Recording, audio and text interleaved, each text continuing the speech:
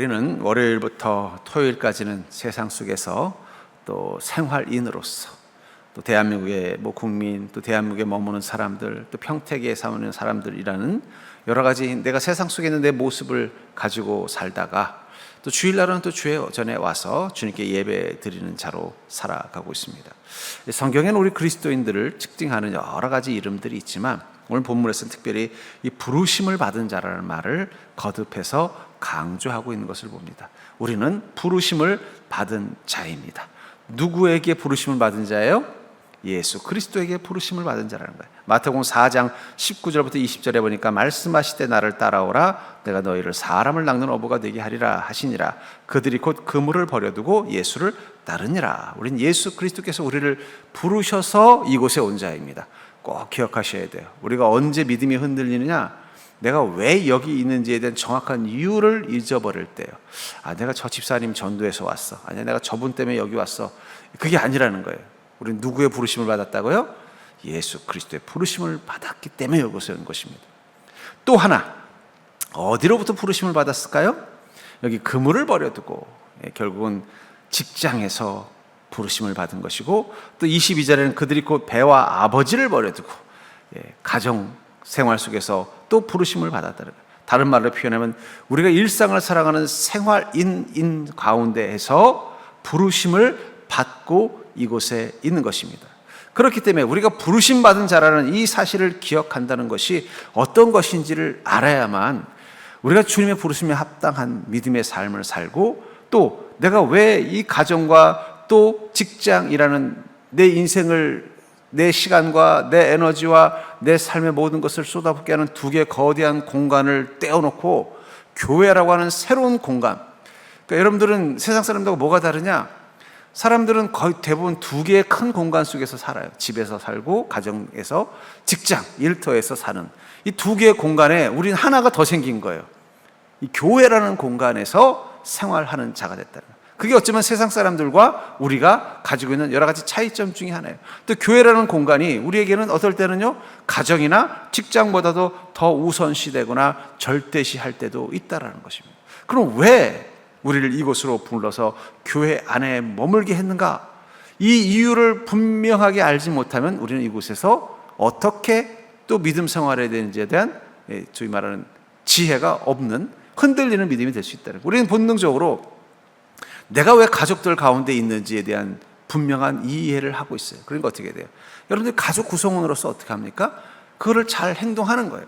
아버지면 아버지, 어머니면 어머니, 또 아내면 아내, 남편이면 남편, 자녀면 자녀로서 자신이 이곳에 있는 이유를 분명히 알기 때문에 거기서 그렇게 살아가는 것입니다. 직장에서도 마찬가지죠. 결국 직장에 적응한다는 건 뭐예요? 내가 이 직장에 있는 이유가 무엇인지를 분명히 알고 거기에 맞게 살 수 있게 되는 게 바로 직장에 적응하는 것이라고 말할 수 있을 것 같아요. 그런 것처럼 우리가 왜 교회에 머물고 이 교회를 통해서 우리가 가져야 되는 모습이 무엇인지를 바로 알지 못하면 어떻게 되겠어요? 우리가 이곳에 있는 이유가 의미가 없는 거예요.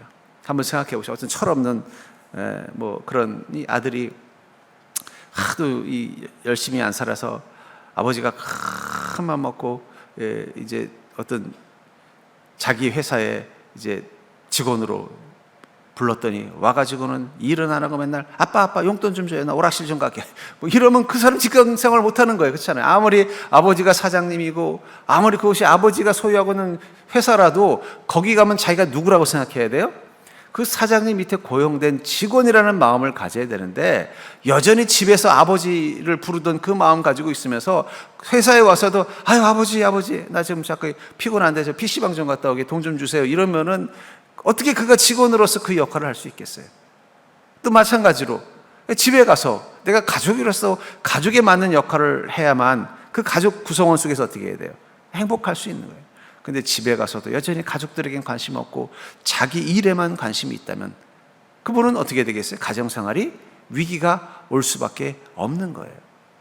마찬가지라는 것입니다. 하나님께서 우리를 불러서 교회에 머물게 하셨다면 분명한 이유가 있을 거라는 거예요.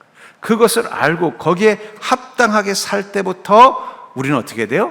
그 부르심이 합당한 모습이 돼야만 그 공간에서 안정감을 가지고 사는 거예요. 쉽게 말하면 내가 왜 가족이 생겼는지, 가족이 있는지를 알고, 내가 가정으로서 어떤 구성원의 역할을 해야 되는지를 알고 거기에 합당하게 행동하면 어떻게 돼요? 가족들에게는 좋은 가족이 되는 거예요. 아버지가 아버지로서의 역할이 무엇인지를 알고 평생 자유롭게 한량으로 살다가 뒤늦게 결혼을 했어도 내가 이제는 한 가정의 메인 남자로서 아버지가 됐으니 아내와 아이를 둔 남편과 아버지로서의 역할을 잘해야겠다, 이런 마음 가지고 이전에 한량처럼 생활하던 모습들을 다 접고 한 가정의 가장처럼 행동하면은 그 사람은 그 가족에서 어떻게 돼요? 사랑과 존경을 받는 거예요. 근데 결혼도 하고 자식도 있는데도 이전에 결혼하기 이전에 그 한량처럼 살던 그 모습을 버리지 못하고 여전히 그 가정 가운데 머물면 그 가족은 어떤 사람이 되는 거예요? 가족에게 위기를, 그 가정의 공동체를 위기에 있게 만드는 사람이 되는 거예요. 평생을 자기 멋대로 살다가 혹은 사업을 하면서 자기가 모든 걸 주도하며 살다가 갑자기 이제 접고 직장에 들어갔으면요, 그 직장의 위계 질서와 그 직장에서 내가 맡은 부서와 그 부서에서 맡는 일들을 무엇을 해야 되는지 알고 그것을 해야만 그 사람은 그 직장 생활을 잘 견뎌낼 거예요. 근데 뭐 옛날에 사장님 하던 생각하면서, 저는 보진 않았습니다. 유튜브로 몇 번 짤을 봤어요. 제목이 뭔지 모르겠는데 어쨌든 나이 먹은 한때는 고위직에 있었던 그분이 한 회사에 인턴으로 들어간 거예요. 나이 먹은 인턴이에요. 그러니까 이분에게는 뭐가 있는 거예요? 그 제목이 뭔지 모르겠어서 그냥 유튜브에 우리 지나가다가 제목이 인턴 이렇게 돼서, 아니 왜 나이 먹은 사람이 인턴인가 해서 보니까 그 배우, 영 드라마죠. 이 인턴이 됐는데 자기 안에는 뭐가 있는 거예요? 충돌이 일어나는 거예요. 그래도 내가 한때는 회사의 부장님 소리 듣고 이사님 소리 들었는데 갑자기 이제 퇴직하고서 일자리 없으니까 인턴, 나이 먹은 인턴도 뽑는다, 가서 인턴 뽑는데 와서 뭐라는 거예요? 아니 박 선생님, 아무리 이름도 그냥 호칭도 없겠죠. 예를 들면은 요즘 회사에서는 어떻게 부르는지 모르겠지만 아무개 씨 하면서 가서 저기 커피 좀 타와요. 그럼 감속으로 그래. 내가 그래도 한때는 김비서 커피 좀 타오라 하던 사람인데 나더러 가서 커피 타오라고 생각하니까 우라가 치밀어 올라요. 그러면 그분은 거기 계속 있을 수 있겠어요, 없겠어요? 그거 못 있는 거예요, 못 있는 거. 마찬가지라는 것입니다. 하나님이 나를 왜 교회로 부르셨는가? 다시 말씀드리지만 여러분들을 부르신 건 누구라고요? 여러분들 앞에 있는 윤 목사도 아니고 여러분들하고 친한 우리 성도도 아니고 누구예요? 하나님이 부르셨다라는 정체성을 갖는 게 제일 중요해요. 하나님이 부르셨다면 부르신 이유가 있을 거 아니에요. 그걸 기억하고 사는 게 우리가 온전한 그리스도인으로 교회 안에 머무는데 제일 중요한 거라는 거예요. 그렇다면 왜 우리를 교회 안에서 부르셨는가? 이 부르심에 합당한 삶을 살기 위해서 우리에게 필요한 믿음의 자세, 영적 자세가 있다면 그 세 가지라고 저는 볼 수 있습니다. 첫째는 뭐냐면, 우리가 주님의 부르심을 받았다면 그 부르심에 합당할 수 있도록 인생의 본질과 비본질을 구분할 줄 아는 자가 되어야 된다는 거예요. 18절과 19절을 보시면, 할례자로서 부르심을 받은 자가 있느냐, 무할례자가 되지 말며, 무할례자로 부르심을 받은 자가 있느냐, 할례를 받지 말라. 할례를 받는 것도 아무것도 아니요 할례 받지 아니하는 것도 아무것도 아니로되 오직 하나님의 계명을 지킬 따름이라. 여러분, 우리의 인생을 살면서 어떤 일은 본질적인 일이 있고 비본질적인 일들이 있습니다. 그건 교회 안뿐만 아니라 세상에서도 그렇고 가정. 근데 보면은요, 이걸 구분할 수 있는 사람들이 지혜로운 사람이에요. 이걸 구분해서 반응할 수 있는 사람이 지혜로운 사람이 됩니다. 예를 들면 한번 먹어볼게요. 탕수육을 먹는데 부먹을 할 거냐 찍먹을 할 거냐는 본질적인 겁니까? 비본질적인 겁니까? 본질적인 거라고 생각하시는 분, 그분들은요, 내가 찍먹이면 부먹하는 사람하고 같이 탕수육 못 먹어요. 싸워요. 너 왜 이렇게 탕수육을 이렇게 맛없게 먹어? 대판 싸우면 어떻게 돼? 나 너랑은 탕수육 안 먹는다 그런다는 거예요. 비본질적인 거니까 어떻게 해야 돼요? 그래, 나는 부먹 먹지만 너 찍먹 먹어라. 그러면 짜장면을 먹을 거냐 짬뽕을 먹을 거냐는 본질적인 겁니까? 비본질적인 겁니까? 그건 본질적인 거예요. 예. 나는 짜장면 좋아하면 나는 무조건 짜장면 먹어야 되는 거예요. 근데 사실은 이게 우리 삶에 늘 하다못해 짜장면 먹을 거냐 짬뽕 먹을 거냐, 부먹할 거냐 찍먹할 거냐 하나도 본질과 비본질을 구분해야만 같이 할 수 있는 거예요. 제가 저희 아내랑 결혼해서 처음으로 한번 싸울 뻔한 일이 있었습니다. 그게 뭐냐면 치약을 밑에서 짤 거냐 위에서 짤 거냐.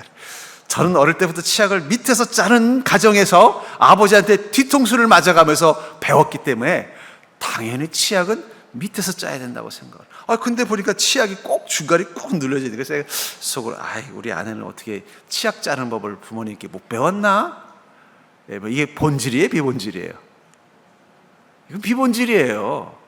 근데 저는 그것을 구분하지 못하니까 어떻게 돼? 이거를 본질적인 거라고 생각하니까 기분이 확 나빠. 그래서 몇 번은 제가 밑에서 눌러줬어요. 근데 양치할 때마다 꼭 그렇게 되어 있는 거예요. 한 번은 보다 못해서 제가 화를 내려고 그랬더니 우리 아내가 정색을 하면서 그러는 거예요. 여보, 왜 이렇게 치약을 가운데부터 짜? 그러는 거예요. 너무 기가 막힌 거예요. 아니, 내가 그 말을 하려고 했는데 당신은 왜 치약을 가운데부터 짜는 거야? 내가 한마디 하려고 그러는데 저희 아내가 먼저 한 거예요. 그래서 내가 기가 막혀서 누가 할 소리? 그랬더니 무슨 소리냐니까 자기 밑에서부터 짰다는 거예요. 그래서 이게 왜 그러지? 거기서 가만히 가서 치약을 봤더니 이 치약에 물이 들어간 거예요. 물이 들어가니까 어떻게 돼요? 밑에서 짜놔도 조금 있으면 축 처지는 거였던 거예요. 만약에 그게 본질적인 거라고 생각했으면 어떻게 됐겠어요? 대판 싸웠어야 되는 거예요. 근데 뭐 밑에서 짜나 위에서 짜나 뭐 어쨌든 다 쓰면 새 걸로 바꾸면 되는 거예요. 여러분, 밑에서 짠다고 치약이 더 많아지고 위에서 짠다고 치약이 적어집니까? 똑같다는 거예요. 근데 일례로 우리 삶에는 그런 부분이 너무 많아요. 그러니까 본질적인 것과 비본질적인 것을 구분해서 관계를 맺으면 모든 관계가 평안이 이루어지고 관계에 기쁨과 역동이 생깁니다. 가정에서도 본질과 비본질을 구분할 줄 아는 가족 구성원들이 함께 가정을 구성하면요, 그 가정은 어떻게 돼요? 늘 기쁨이 있어요. 만족이 있어요. 직장도 마찬가지예요. 본질적인 것과 비본질적인 것을 구분할 줄 아는 구성원들끼리 모인 직장이면 그 직장에는 트러블이 없습니다. 근데 대부분의 트러블이 어떤 거냐? 이 본질과 비본질을 구분할 줄 모르는 사람들끼리 모여 있으면요, 대부분 뭐 가지고 싸우냐면 본질 가지고 싸우는 경우는 별로 없어요. 비본질 가지고 싸우는 거예요. 부먹이냐 찍먹이냐, 떡볶이는 밀떡이냐 쌀떡이냐. 요즘 젊은 사람들은 그런 거 되게 좋아하더라고요. 뭐 밀떡도 좀 먹어보고 쌀떡도 먹어볼 수 있는 거지 뭘 꼭 나는 밀떡 아니면 안 먹어, 나는 쌀떡 아니면 안 먹어. 비본질에 목숨 거는 순간부터 공동체는 어디든 깨지게 돼 있다는, 가정이든 직장이든 교회든 마찬가지예요. 그런데 우리가 믿음을 갖게 되고 말씀을 통해 진리를 깨닫게 되면 그 다음부터 우리 마음에 생기는 열망이 뭐냐면 본질과 비본질을 구분짓고 싶은 마음이 생긴다는 거예요. 오늘 본문에 보면은 이 당시 이 고린도 교회는 크게 네 그룹의 생활 속에서 네 그룹의 특징을 가진 사람들이 있어요. 하나는 할례를 받은 유대계 기독교인이 있었고요. 또 하나는 할례를 받지 않았던 헬라파, 소위 그리스계, 로마계 사람들이 있었고, 또 구성원들 중에는 노예의 신분을 가지고 있었던 노예 출신이 있고 자유의 신분을 가지고 있었던 시민의 신분이 함께 교회에서 있다 보니까 어떻게 돼요? 바깥에서는 서로가 어떻게 돼요? 구분되어 살았어요. 유대인들은요, 할례 받지 않은 이방인들을 거리를 두고 약간 경멸을 했어요. 할례가 그들에게 뭐였던 거예요? 본질인 거예요. 그래서 저 할례도 받지 않은 것, 이런 말은 뭐야? 천한 것, 천박한 것, 심판받을 종자들, 이런 느낌으로 그들은 할례를 받아들였다는 거예요. 근데 그들이 예수님을 만나서 교회 와서 보니까 어떻게 돼요? 할례를 받지 않은 다른 그리스도인을 보니까 본질적인 거라고 생각했던 이 부분에서 틀려지니까 어떻게 해요? 그들과 함께 교회에 있는 게 불편해진 거예요. 또 세상 속에서는요, 내가 자유시민이냐 아니면 어디 족한 노예냐에 따라서 그 대하는 태도가 다른 거였어요. 그러니까 내가 비록 아무것도 없고 가난해도 자유인이면요, 아무리 부잣집 노예라도 어떻게 해요? 이렇게 깔보는 그런 사회 구조 속에 살다가 교회 딱 왔더니 어떻게 된 거예요? 나는 자유인인데 저 사람은 노예 출신이에요. 나는 일개 집사인데 저 노예 출신 저 사람은 장로예요. 이게 어떻게 되는 거예요? 마음속에 갈등이 되는 거예요. 근데 주님은 뭐라고 말씀하세요? 그건 본질이 아니라는 거예요. 세상에선 그걸 본질이라고 생각하니까 세상은 어떻게 된다는 거예요? 끊임없이 싸운다는 거예요. 할례 받은 자와 할례 받지 않은 자가, 시민 자유인과 노예가 서로를 거리를 두고 차별하고 싸운다는 거예요. 여러분들, 야당과 여당은 본질일까요? 비본질일까요? 우리 그리스도인에겐 야당과 여당은 비본질입니다. 왜냐하면 우리는 천당이기 때문에요. 예. 여러분, 세상 사람들이 당신은 어느 당입니까? 그럼 뭐라 그러라고요? 나는 천당입니다. 이렇게 하시는. 근데 세상 사람들은 그게 되게 본질적인 거예요. 그래서 목숨 걸고 싸워요. 저기 명절 가면요, 아이고 형제들끼리 또 그거 가지고 싸워요. 그럼 제가 얼른 화제를 돌려버립니다. 예. 우리가 믿음을 갖게 되면 본질과 비본질을 구분할 수 있는 지혜를 가져요. 말씀이 주는 진리 중에 하나가 뭐라는 거예요? 본질과 비본질을 구분할 수 있는 진리를 갖게 된다는 거예요. 그러면 본질과 비본질을 구분하는 진리가 뭘까요? 여기 보니까 뭐라고 말했냐면 아무것도 아니로되. 내가 말씀과 믿음 가운데서 어떤 문제를 보니까 그거 아무것도 아닌데 라는 생각이 들면 그건 뭐라는 거예요? 그건 비본질이라는 거예요. 근데 무슨 일이 있어도 이것만은 지켜야겠다라는 생각이 들면 그건 뭐예요? 그건 본질인 것입니다. 우리는 성경을 통해서 무엇을 깨닫느냐? 본질과 비본질을 구분할 수 있는 지혜를 갖게 되는 자들이에요. 그리고 그 지혜를 가지고 인생을 바라보니까 자꾸 무엇이 보이기 시작해요? 아무것도 아닌 것들이 보이기 시작하는 거예요. 예전에는 어떤 게 본질이고 어떤 게 비본질인지를 모르니까 나와 관련된 건 다 본질이라고 생각하고 고집도 부리고 악착같이 싸웠는데, 내 안에 믿음이 생기고 내 안에 말씀이 들어오니까 내 눈에 무엇이 보이기 시작하는 거예요? 아무것도 아닌 것들이 보이기 시작한다는 거예요. 그건 뭐라는 거예요? 그건 비본질이기 때문에 어떻게 되는 거예요? 그건 내가 있어도 그만, 없어도 그만, 그것을 해도 그만, 안 해도 그만, 그것을 누려도 그만, 안 누려도 그만이 되는 것들이 생기기 시작하는 것. 왜 성경에 나오는 그리스도인들은 세상의 명예와 세상의 권력과 세상의 풍요와 세상의 기쁨에 대해서 자유할 수 있느냐? 말씀과 믿음이 그 안에 들어가니까 그게 뭘로 보이는 거예요? 아무것도 아닌 걸로 보이더라는 거예요. 저는 제가 목사가 된 것에 대해서 감사하는 것 중에 하나가 뭐냐면 장례를 집례하는 자라는 것입니다. 제가 많은 장례들을 지금까지 장례를 집례한 것도 많고 참여한 건 훨씬 더 많겠죠. 그때마다 제가 깨닫는 게 뭐냐면, 저분은 아무것도 아닌 것을 위해서 평생 살다가 돌아가셨구나. 그 중에는 어떤 분은요, 세상에 보면 정말 중요한 것, 어떤 명예 혹은 권력 혹은 세상이 추구하는 어떤 가치, 이런 것들에서 나름대로 성공과 성취를 경험한 분들이 있어요. 근데 막상 그분이 죽고 떠날 때쯤 되니까 그게 아무것도 아닌 게 보이게 되더라고요. 오히려 그 아무것도 아닌 것을 위해서 자신의 모든 에너지를 쏟다 보니까 진짜 중요한 것을 소홀히 하고 살다가 끝난 시간이 되는 거예요. 그러니까 여러분, 장례식장 가봐야 성공한 인생인지 실패한 인생인지를 알 수 있어요. 성공한 인생이라는 게 화분 많은 게 성공한 인생인 거예요. 여러분, 뭐 이렇게 걱정해요. 전 그러면 상주한테 유언으로, 아들아, 나 죽을 때는 꽃집에 전화해가지고 조화를 한 1,000개만 갖다 놔라. 이러면 되잖아요. 야, 저분은 명예가 있었구나. 이 봐라, 그냥 화환이가 얼마나 많냐. 그게 마치 대단한 거라면은, 어차피 죽을 때 조금 남겨놓은 거 한 1,000만 원 쓰면 되지 않겠어요? 1,000만 원 쓰면은 충분히 화환 한 1,000개 쫙 갖다 놓으면 그게 성공이냐는 거예요. 그러니까 제가 이 장례를 치르면서 늘 감사하는 게 뭐냐면, 아무것도 아닌 것이 무엇인지를 선명하게 보고 그것을 위해서 자신의 모든 에너지와 인생을 다 쓰느라고 정작 자기 인생의 중요한 것을 소홀히 하고 산 인생들이 엄청나게 많다는 걸 전 거기서 보고 옵니다. 보고 오니까 어떻게 돼요? 제 마음에도 그런 것에 대한 미련과 집착이 없는 거예요. 우리 그리스도인은요, 본질을 따라 살도록 말씀과 믿음을 통해 지혜를 얻은 자입니다. 그리고 본질을 따라 살게 되는 그 순간 우리 눈에 보이는 건 뭐예요? 아무것도 아닌 것들이 구분되기 시작하는 거예요. 그럼 그 아무것도 아닌 것들을 어떻게 하면 되는 거예요?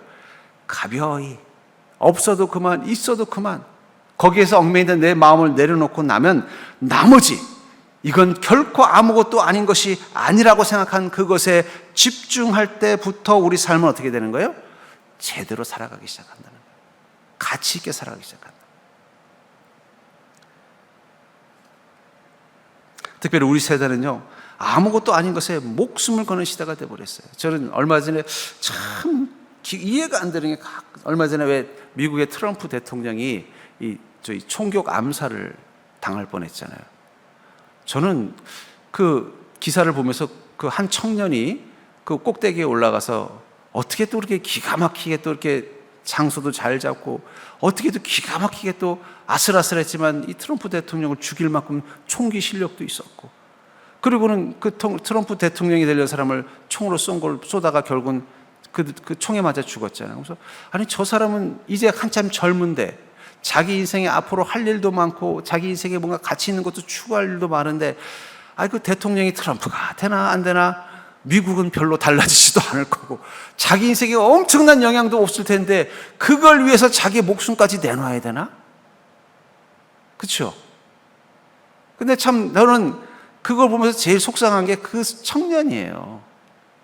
아니, 앞으로 자기 인생에 살 날이 많은데 그 인생 속에 자신이 앞으로 이 땅에서 할 수 있는 일, 가치 있는 일을 할 수 있는 엄청나게 많은 기회를, 저 사람 대통령 되면 안 된다는 이유로 산을 올라가서 총을 쏘다가 자기가 총 맞아 죽는 이 비참한 일을 겪으면서, 그게 바로 바보 같은 인생이 아니냐는 거예요. 하나님이 그런 인생 살려고 이 땅 가운데 생명으로 보내셨겠냐는 거예요. 트럼프가 살든지 죽든지 그렇다고 미국은 달라지지 않습니다. 그 청년의 인생도 큰 변화 없을 거라는 거예요. 아무것도 아닌 것에, 어쩌면 저는 그 청년을 보면서 우리 시대의 단면인 것 같아요. 아무것도 아닌 것에 목숨 걸고 사는 시대. 그런데 우리가 다시 한번 좀 말씀드리지만, 말씀과 믿음으로 우리 안에 무장이 되면은 본질이 무엇인지가 보이기 때문에 어떻게 돼요? 그 본질을 따라 살게 된다는 것입니다. 전 여러분들이 말씀과 믿음을 통해서 아무것도 아닌 것이 무엇인지를 구분해낼 수 있는 자 되기를 주의 이름으로 축복합니다. 그러니까 여러분들 인생에서 어떤 딜레마를 경험할 때, 혹은 인생의 어떤 위기를 만났을 때, 어떤 인생에서 많은 문제가 내 삶 속에 쌓여 있을 때, 여러분들 마치 그 엉클어진 집안을 정리하는 것처럼 내가 내 삶을 정리할 필요가 있다면 제일 먼저 해야 되는 게 뭐예요? 아무것도 아닌 것들을 구분해내는 거예요. 여러분, 집안 청소의 가장 첫 번째는 뭐예요? 버릴 것들을 찾아내는 것입니다. 그러면 정리가 쉬워져요. 근데 버릴 마음이 없으면 죽었다 깨나도 정리가 안 됩니다. 그냥 이쪽 방에서 저쪽 방으로 갈 뿐이라는 거예요. 근데 이건 버려도 돼. 이건 버릴 필요가 있어. 그렇게 버릴 것들을 먼저 집중해서 버려내고 나면 어떻게 돼요? 내가 가지고 있었던 것들이 정리가 되는 거예요. 그럼 그 안에서 이제 또 더 귀한 것, 덜 귀한 것을 구분해내면 정리가 되는 거예요. 그런 의미에서 어쩌면 우리 인생을 뭔가 정리된 삶을 살려면 가장 중요한 것, 아무것도 아닌 것, 그것들을 구분해내고 거기에 목숨 걸지 않는 것, 그게 어쩌면 이 시대 그리스도인들, 이 세상 사람들에게 지금 필요한 지혜인 것 같습니다. 특별히 젊은 세대들은요, 조심하셔야 돼요. 아무것도 아닌 것에 목숨 걸기 좋은, 가끔 제가 운전할 때 보면요, 고속도로 가서 제 뒤에 바싹 따라오는 차들이 있어요. 막 화가 나가지고 이 누구야? 그걸 보면 대부분 젊은이들이에요. 제 또래에 그렇게 바싹 붙어가는 사람을 저는 본 적이 없어요. 왜 그렇습니까? 괜히 바싹 붙었다 사고 나면 나만 손해인데, 이 아무것도 아닌 걸 위해서 내가 뭐하러 이래 하고 대부분 웬만하면 뛰고 가는데, 젊은 사람들은 왜 이제 늙은 내가 놓친 내가 빨리 안 가고 있어 하는 마음으로 어떻게 뒤에 바싹 붙어 오더라는 거예요. 이게 젊은 사람들이 마음에 가질 수 있는 거예요. 아무것도 아닌 것에 여러분들의 인생을 걸지 마십시오. 세상 사람들이 목숨 걸더라도 우린 그것을 버리는 게 믿음일 수 있다는 거예요. 전 여러분들이 본질과 비본질을 구분하고 본질을 따라 살아갈 수 있는 믿음 되기를 주의 이름으로 축복합니다. 하나님 우리를 부르신 이유는 그 본질을 따라 살아가는 인생 되도록 만들기 위해서 부르셨다는 거예요. 그리고 그것은 오직 하나님의 계명을 지킬 따름이라, 말씀 가운데서 그 답을 찾을 수 있다라는 것입니다. 두 번째로, 우리는 영적인 자유함을 가진 자로 부르심 받았다는 거예요. 21절부터 22절에 보니까, 내가 종으로 있을 때 부르심을 받았느냐? 염려하지 말라. 그러나 내가 자유롭게 될 수 있거든 그것을 이용하라. 주 안에서 부르심을 받은 자는 종이라도 주께 속한 자유인이요, 또 그와 같이 자유인으로 있을 때 부르심을 받은 자는 그리스도의 종이니라. 여기 내가 자유롭게 될 수 있거든 그것을 이용하라라는 이 단어, 이 문장이 어떤 사본, 이제 소위 말하는 우리가 가지고 있는 성경은 원래 원본이 아니라 사본을 물려받은 것입니다. 그러다 보니까는 뭐 예를 들면 고린도 교회에서 읽던 성경과 저 알렉산드리아 교회에서 읽던 성경이 약간씩 차이가 있을 수 있어요. 그래서 사본이라서 그렇습니다. 그러니까 원본이 아니라는 거죠. 그러다 보면 거기는 뭐라고 되어 있냐면 자유할 수 있어도 그대로 지내라. 너가 종이냐? 그럼 꼭 자유할 수 있는 기회를 그렇게 할 필요 없다. 그냥 종으로 살라는 거예요. 아니 예수 믿고 자유해지면 얼마나 좋아요. 근데 뭐라고 말하고 있어요? 네가 종이라고? 그래도 뭐 자유할 수 있는 기회가 있어도 막 예를 들면 이런 거잖아요. 주인이랑 종이 같이 교회를 다니기 시작한 거예요. 그래서 주인도 열심히 신앙생활해서 장로가 됐고 종도 열심히 신앙생활해서 장로가 됐어요. 그러니까 주인이 그러는 거예요. 아이고 이씨 그래도 이제 나랑 똑같이 우리 교회 장로 됐는데 내가 당신 어떻게 종으로 두겠어? 내가 자유 줄 테니까 이제는 당당한 시민으로 우리 함께 교회 섬깁시다. 이렇게 할 수 있어도 어떻게 하라는 거예요? 그게 무슨 상관입니까? 저는 여전히 바깥에서 당신을 주인님으로 모시겠습니다. 교회에서는 같이 장로로서 섬기지만 밖에 나가서는 전 여전히 당신을 주인님이라고 불러도 상관없습니다. 이런 뜻이라는 거예요. 왜 그럴까요? 여러분들, 하나님의 부르심을 받은 자는 영적인 자유함을 가지고 있습니다. 정신병이라는 게 뭔지 아세요? 정신병이라는 게 우리의 정신 속에 올무가 많은 게 정신병이에요. 생각의 올무, 감정의 올무, 의지의 올무가 많은 게 정신병이에요. 뭘 하려고 하면 그게 자꾸 소위 말하는 이 브레이크를 걸어주는 거예요. 뭐 생각이 과하게 한다든지 아니면 생각을 못하게 한다든지 감정이 통제가 안 된다든지 아니면 감정 자체가 없다든지 그게 비정상적인 거예요. 정상적인 건 뭐예요? 정상적인 건 자동차랑 똑같은 거예요. 빨리 밟으면 빨리 나가고 브레이크 밟으면 쓰고 오른쪽으로 돌리면 오른쪽으로 가고 왼쪽으로 돌리면 왼쪽으로 가는 게 그게 정상이에요. 그럼 비정상은 뭐예요? 빨리 밟았는데 안 나가고 브레이크를 밟았는데 더 빨리 달리고 오른쪽으로 돌렸더니 뒤로 가고 이러면 이건 문제가 있는 거잖아요. 정신도 마찬가지라는 거예요. 우리는 세상의 자유를 생각하는 우리 신분이 좀 자유로워지고 경제적으로 자유로워지고 좀 사람과의 관계 속에서 좀 자유를 누리고 또 우리의 시간도 좀 여유 있는 시간을 갖기를 원해요. 근데 우리 예수님 만나서 복 받는 게 이런 것들을 해서 자유를 얻기 위해서 복을 받는 게 아니라는 거예요. 우리의 영이 자유함을 누리는 자가 됩니다. 그럼 왜 영이 자유함을 누리는 게 중요할까요? 영이 자유하면 육은 감옥에 있어도 자유합니다. 아까도 말했잖아요. 정신병이라는 게 결국은 정신이 자유롭지 못한 사람들이에요. 그런 사람들은 육적으로는 신분상 자유로운 신분이요, 경제적으로도 자유로운 경제를 누릴 수 있는 사람이고 모든 관계에서도 얽매임 없는 자유가 있고 시간도 남아도 그 사람은 어떻게 돼요? 늘 감옥을 벗어나지 못하는 거예요. 불행이라는 감옥, 불안이라는 감옥, 두려움이라는 감옥, 외로움이라는 감옥을 못 벗어나는 거예요. 그러나 우리는 예수 그리스도의 부르심을 받으면서 영적인 자유함을 얻게 되면 그 순간부터 우리는요 무엇을 하든 자유를 누립니다. 육신은 여전히 종으로 있지만 마음은 자유인이 되는 거예요. 그래서 뭐라고 하는가? 뭐 네가 육신이 자유로울 수 있어도 꼭 굳이 그렇게 할 필요 없다는 거예요. 그게 내 인생의 중요한 본질이 아니라는 걸 깨달았다는 거예요. 사도행전 12장 1절부터 5절에 보니까 이 베드로가 옥에 갇히는 사건을 이렇게 말합니다. 그때 헤로드 왕이 손을 들어 교회 중에서 몇 사람을 해하려 하여 요한의 형제 야고보를 칼로 죽이니, 이 요한의 형제 야고보는 일찌감치 순교를 하셨어요. 유대인들이 이 일을 기뻐하는 것을 보고 베드로도 잡으려 할세 때는 무교절 기간이라 잡으면 옥에 가두어 군인 내식인 내패에게 맡겨 지키고 유월절 후에 백성 앞에 끌어내고자 하더라. 이에 베드로는 옥에 갇혔고 교회는 그를 위하여 간절히 하나님께 기도하더라. 여러분, 바로 이 사건은 뭐예요? 사도 야고보가 이미 순교를 당한 직후에 사람들이 이 일을 기뻐하는 걸 보고 어떻게 헤롯 왕이 베드로도 잡았다는, 그 얘기는 뭘 말하는 거예요? 베드로도 죽여야겠다고 생각한 거예요. 자신의 정치적인 입지를 위해서. 왜냐하면 자기가 기독교인들을 핍박하니까 유대인들이 너무 좋아하는 거예요. 그래? 그거 뭐 어려운 일인가? 하면서 그 야고보도 죽였으니까 내가 뭐 베드로도 같이 죽이하고 감옥에 넣었다는 거예요. 그러면 이제 앞으로 베드로에게 일어날 일은 뭐예요? 죽을 일만 기다리는 거예요. 그런데도 베드로는 어떻습니까? 자유함을 누렸다는 거예요. 왜 그렇습니까? 그의 영은 자유하기 때문에. 여러분, 우리의 영이 자유하면 우리 육체가 어떤 곳에 있어도 우리는 기뻐하고 평안할 수 있습니다.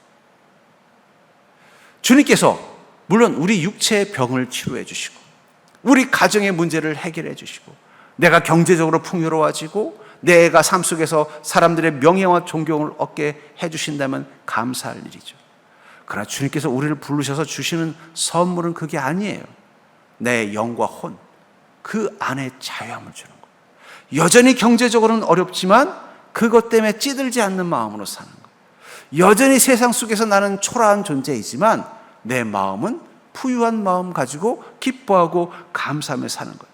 내 인생엔 여전히 고난의 파도가 불고 있어서 내가 하루하루 해결될 일들이 가득하지만 아침에 뜰 때, 눈 뜰 때 아이고 기뻐라 기뻐하면서 하루를 시작하고 잠들 때도 주님 감사합니다 감사하며 잠들 수 있는 거예요. 오늘 내 인생 가운데 일어난 힘든 일들을 생각하면 주님 내일 눈 감으면 눈 뜨지 않게 해주시옵소서 이렇게 기도하는 자가 아니라는 거예요. 눈 뜨고 아침에 일어나면요 아이고 오늘 하루는 또 어떻게 살아갈까 하루가 막막하게 보이는 게 아니라 내 영혼의 자유함을 누리면요 그것들이 내 삶에 영향을 미치지 않는 거예요. 물론 여전히 고통 속에서 그 문제 가운데 힘들고 어려운 일들을 감당해야 되지만 중요한 건 내 영의 상태가 어떤 거예요? 자유하는 거예요. 그러니까 여러분 그리스도인은 상황이 중요한 게 아니라 상태가 중요한 것입니다. 내 상황은 어렵고 내 상황은 마치 베드로가 감옥에 갇힌 것과 같고 내 상황은 여전히 요셉이 종살이하는 것처럼 위험하지만 내 상태는 어때요? 주님의 부르심을 받아 주님과 함께하면서 내 영혼의 자유함을 누리는 것입니다. 전 여러분들이 그 자유함을 가진 인생이 될 수 있기를 주의 이름으로 간절히 축원합니다. 그래서 21절에 뭐라고 말해요? 염려하지 말아라. 그 염려하지 말라는 그 말 속에는 영적인 자유가 주는 평안을 누리라는 것입니다. 우리 그리스도인들은 어떤 순간에도 평안합니다. 우리 찬양도 있잖아요. 내 영혼 평안해 내 영혼 평안해. 근데 이 찬양시를 쓴 주인공 제가 이름이 기억은 안 납니다만 그분은 원래 미국 시카고에 아주 유명한 변호사였어요. 그러니까 돈도 많이 벌었고 믿음도 좋고 자녀들도 잘 자라고 있었어요. 그래서 자신이 가지고 있는 재산을 가지고 대저택을 지었어요.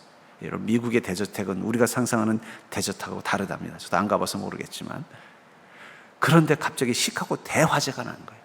전 재산을 들여서 지은 집이 순식간에 다 타버린 거예요. 얼마나 낙심이 되겠어요.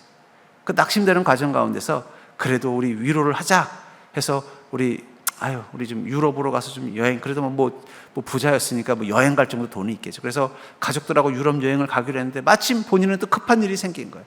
그래서 아내와 아이들에게 먼저 배를 타고 유럽으로 파리로 가라고 해놓고 본인은 일을 치르고 다음 배를 타고 가려고 했는데 마침 그 자녀와 그 아내가 탄 배가 좌초가 된 거예요. 그 이야기를 급하게 듣고 마침 그 좌초를 냈는데 아내는 살아남았지만 두 아이는 죽었다는 소식을 받고 아내가 있는 그곳으로 급하게 배를 타고 가는데 갑자기 선장이 그러더는 거예요. 이 자리가 바로 얼마 전에 침몰한 그 배가 침몰한 자리입니다. 그 자리는 그냥 배가 침몰한 게 아니라 자기 인생의 가장 소중한 두 자녀가 죽은 자리예요.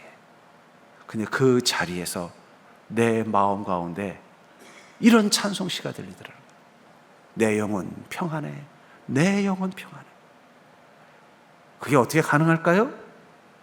그것은 하나님의 부르심을 받은 자는 영이 자유한 자이기 때문에.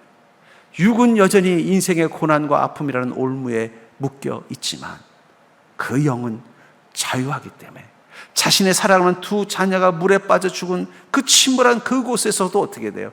주님이 그 마음의 평안을 주장해 주시더라고요. 전 여러분들이 그 영이 자유한 인생 되기를 주의 이름으로 간절히 축복합니다. 세 번째로 바로 세상의 종에서 하나님의 종으로 부르심 받았다는 사실을 기억하십시오. 우리는 세상의 종에서 하나님의 종으로 부르심 받은 자입니다. 22절부터 24절에 보니까 주 안에서 부르심을 받은 자는 종이라도 주께 속한 자유인이요 또 그와 같이 자유인으로 있을 때의 부르심을 받은 자는 그리스도의 종이니라. 너희는 값으로 사신 것이니 사람들의 종이 되지 말라. 형제들아, 너희는 각각 부르심을 받은 그대로 하나님과 함께 거하라. 각각 부르심을 받은 그대로, 종으로 부름 받았으면 그 종이 되는 것 그대로 살라는 거예요. 그 얘기는 뭐예요? 사람의 종이 되라는 게 아니에요. 뭐라고 말하고 있어요? 너희는 값으로 사신 것이니 사람들의 종이 되지 말라는 거예요. 신분은 종이지만 마음은 하나님의 종으로 살라는 거예요. 그게 바로 자유로움이고 부르심 받은 그대로의 모습이라는 거예요. 아까도 말한 것처럼 그 당시 고린도 교회는 유대인과 헬라인, 또 종과 자유인이 이 세상 속에서 구분된 모습 가지고 함께 공존했던 것입니다. 그러나 그들은 다 똑같은 신분을 가지고 있었다는 거예요. 그게 뭐예요? 그리스도의 종이라는 신분. 우리가 어쩌면 세상에 얽매여 있다는 건 주인이 있기 때문은 아닐까요? 그 주인은 어쩌면 이 사람들일 수도 있어요. 사람들이 우리의 주인이에요. 어떻게 주인 노릇해요? 우리를 평가하는 거예요. 너 그렇게밖에 못해? 너 그거밖에 안 돼? 때로는 직접적으로 평가할 때도 있고 때로는 간접적으로 평가할 때도 있죠.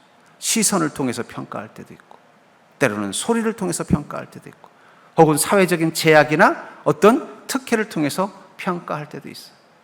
어쩌면 이 땅의 모든 인간들은 사람의 종입니다. 회사에서는 회사의 사람들의 종이에요. 사원들이 평가를 잘해줘야 되고 또 사장님이 또 인정해서 연봉도 올려줘야 되고 그러면 내가 뭔가 잘 살고 있는 것 같이 으쓱해지고 사람들이 나를 아유 저 사람 우리 조직에 없었으면 좋겠어. 사장님도 그렇게 하려면 그만두시오. 이런 소리 들으면 또 기가 팍 죽어가지고 어쩌면 우리는 사람들의 종으로 살고 있는 것입니다. 사람들이 나를 인정해주고 존경해주면 어깨에 힘이 들어가고 사람들이 뭔가 나를 무시하고 수근수근하고 왕따면 또 내 인생이 실패한 인생인 것처럼 절망하는 그 순간 우리는 누구의 종으로 살고 있는 거예요? 사람의 종, 세상에 얽매여 있는 것입니다. 마태복음 6장 24절에 보니까 한 사람이 두 주인을 섬기지 못할 것이니 혹 이를 미워하고 저를 사랑하거나 혹 이를 중히 여기고 저를 경히 여김이라. 너희가 하나님과 재물을 겸하여 섬기지 못하느니라. 그러면 우리는 왜 사람의 종이 될까요? 사람의 종이 되지 않으려고 아니면 이 사람들 속에서 내가 주인이 되고 싶어서 우리가 애쓰는 게 뭐예요? 재물을 주인으로 삼는 거죠. 세상은 돈이 있으면 주인이고 돈이 없으면 종인 시대를 살고 있잖아요. 물질적으로 힘이 있으면 주인이고 물질적으로 없으면 종이 된 것 같은 마음으로 사는 그 시대. 그 시대 속에서 뭐라고 말하는 거예요? 두 주인을 섬길 수 없다는 거예요. 너는 하나님과 재물을 겸하여 섬기지 말아라. 저는 그런 의미에서 어쩌면 우리가 이 세상에서 자유로워지려면 하나님의 부르심을 받았을 때 누구의 종이 되기 위해 부르심 받은 자라는 걸 기억하는 거예요? 하나님의 종으로 부름받았다는 걸 기억하는 것입니다. 종으로 부름받았다는 것은 우리가 섬기고 우리가 따라야 되는 기준이 누구라는 걸 말하는 거예요? 하나님이셔야 된다는 거예요. 그분의 말씀대로, 그분의 뜻대로, 그분의 명령대로 사는 것이 내 인생의 목적이라고 정하는 그 순간 우리는 하나님이 주인 된 하나님의 종이 되는 것입니다.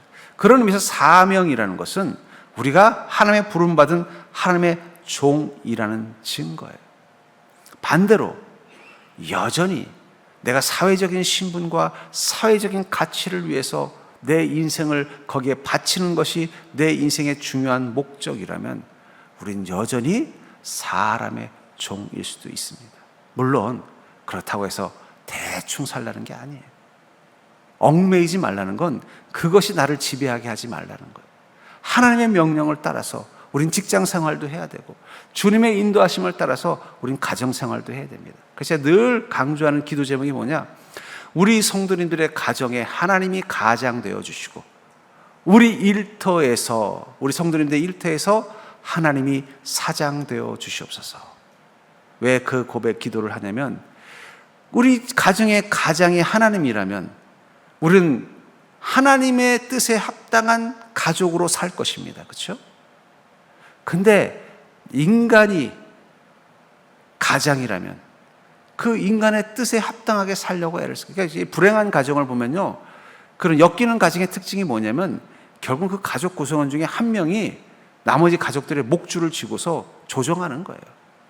그럼 거기에 끌려가면서 어떻게 돼요? 불행한 가정을 만들어요. 직장 생활도 그렇잖아요.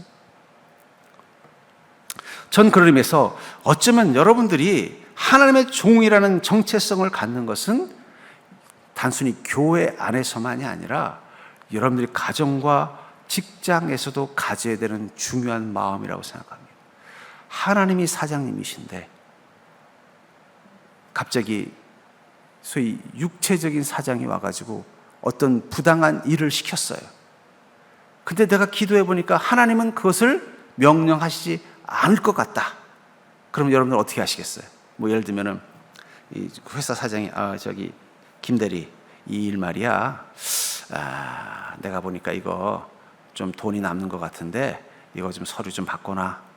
그럼 내가 김대리도 나중에 내년에 인사고과할 때 내가 과장으로 좀 신경 써줄게. 자기가 하는 건 뭐예요? 그냥 그 사장님 비자금 만들어 주려고 이거만 바꿔놓으면 되는 거예요. 어차피 뭐 사장님 건데. 근데 만약에 하나님이 사장님이라면 어떻게 될까요? 하나님 뭐라고 말씀하실까? 질문하겠죠. 그리고 어떻게 돼요? 아이고 사장님 그 말은 이해하는데 저는 차마 못하겠네요. 그 순간 내가 누구의 종이냐가 결정되는 거예요. 사람의 종이냐 하나님의 종이냐. 우리는 사람을 기쁘게 하기 위해서 부름받은 자가 아니라 하나님을 기쁘게 하기 위해서 부름받은 자입니다. 그리고 하나님을 기쁘게 하기 위해서 하나님의 종이 되다 보면 때로는 사람들의 핍박을 당해요. 왜냐하면 자꾸 벗어나려고 하니까 더 목줄을 쥐는 거예요. 권력이라는 목줄, 돈이라는 목줄, 내 인생이라는 목줄을 쥐고 우리를 협박합니다. 그때마다 우리 다시 한번 스스로 다짐하는 거예요. 나는 하나님의 종이 되기 위하여 부름받은 자이다. 전 그러면서 우리가 부름받은 자라는 이 정체성을 갖는 것은 중요하다고 생각합니다. 그래야만 우리는 예수 그리스도의 제자로서 제자답게 우리의 인생을 살아갈 수 있기 때문입니다. 그렇다면 사랑하는 성도님들, 여러분들은 주님께서 여러분들을 부르셨다는 이 분명한 사실을 깨닫고 살고 있습니까? 또 한 주를 세상 가운데서 여러분들을 부르신 그 부르심의 뜻이 무엇인지를 깨닫고 거기에 합당하게 살아가는 복된 자가 될 수 있기를 주의 이름으로 간절히 축원합니다.